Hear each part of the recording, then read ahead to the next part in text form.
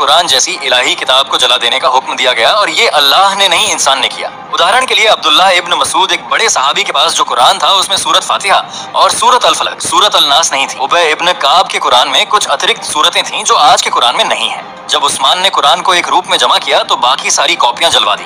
मतलब ये कि कुरान को कंपाइल करने वाले इंसान थे और उन्होंने ही तय किया कि क्या रहेगा क्या हटेगा। अब पोल तो खुल चुकी है, मुसलमान कहते हैं कुरान में एक जर्रा भी फर्क नहीं आया, लेकिन हकीकत ये है बकरी ने आयतें खा ली। कुछ आयतें सिर्फ हदीसों में मिलती हैं, कुरान में नहीं। खुद खलीफा मानते हैं कि आयतें गुम हो गई, तो फिर ये असली और ज्यों का त्यों कुरान कहाँ है भाई? कुरान महफूज नहीं बल्कि इंसानों द्वारा बदला गया दस्तावेज है। अगर किसी भी धर्म की किताब को अल्लाह खुद संरक्षित कर रहा होता तो उसमें बकरी की भी न चलती, मगर यहाँ तो कोई बकरी आयतें चबा गई, कोई खलीफा आयतों को याद कर रहा, कोई सहाबी अपनी कॉपी लेकर बैठा, और आखिर में एक इंसान उस्मान सब फूंक देता है ताकि सिर्फ एक वर्जन बचे। तो अल्लाह कहाँ था इस सब में? उसका संरक्षण कहाँ गया? ये हम कह रहे, बल्कि इस्लाम की किताबें खुद इस्लाम को नंगा करती हैं। बकरी वाली ये घटना इस बात का सबसे बड़ा सबूत है कि कुरान कोई इलाही किताब नहीं बल्कि इंसानों द्वारा याद की गई, बदली गई और एक जगह इकट्ठा की गई कहानी है, जिसमें से कुछ हिस्सा तो बकरी के पेट में चला गया।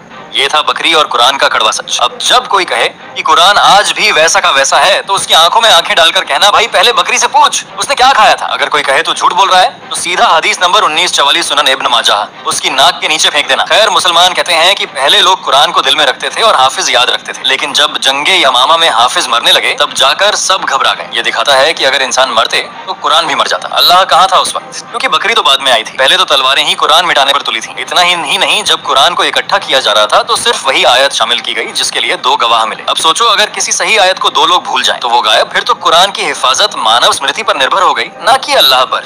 आज जो वर्जन सबसे मशहूर है वो है हफ्स, लेकिन अफ्रीका के कुछ देशों में वार्श वर्जन पढ़ा जाता है, उसमें कई शब्द और उच्चारण अलग हैं। हजरत आयशा कहती हैं कि स्तनपान कराने की आयत, कुरान की आयत और पत्थर मारने की सजा रजम की आयत 10 बार उतरी और वह कागज मेरे तकिए के नीचे था। जब अल्लाह के रसूल का इंतकाल हो गया और हम उनकी मौत के गम में डूबे हुए थे तो एक पालतू भेड़ आई और उसे खा गई। हदीस रेफरेंस सुन्न इब्न माजा 1944। अब सवाल उठता है, अगर बकरी ने कुरान खा ली तो जो आज कुरान है वो कहाँ से आई? अगर कोई हिस्सा खो गया तो फिर ये दावा कैसे सही हो गया कि हमने ही कुरान को उतारा है और हम ही इसकी रक्षा करेंगे? सूरह अल हिज्र 15:9। अब एक और सवाल, क्या ये कुरान सच्ची है या फिर ये कहीं से चोरी की गई? तो इसे जानने के लिए हमें कहानी में वापस जाना होगा। दरअसल मोहम्मद साहब की मौत के बाद फिर युद्धों में कई हाफिज मारे गए जिनके साथ कुरान के हिस्से भी खत्म हो गए। अब अबू बकर को डर लगने लगा कि ये कुरान गुम ना हो जाए। उसने जायद बिन साबित को बुलाया और कहा, जाओ कुरान इकट्ठी करो वरना खो जाएगी। सही अल बुखारी 49-86 किताब 66 हदीस 6। जायद खुद कहता है, अगर मुझसे पहाड़ उठाने को कहा जाता तो भी कुरान इकट्ठा करने से आसान लगता, और ये भी कहा कि तुम लोग मुझसे वो काम क्यों करवा रहे हो जो खुद मोहम्मद ने नहीं किया।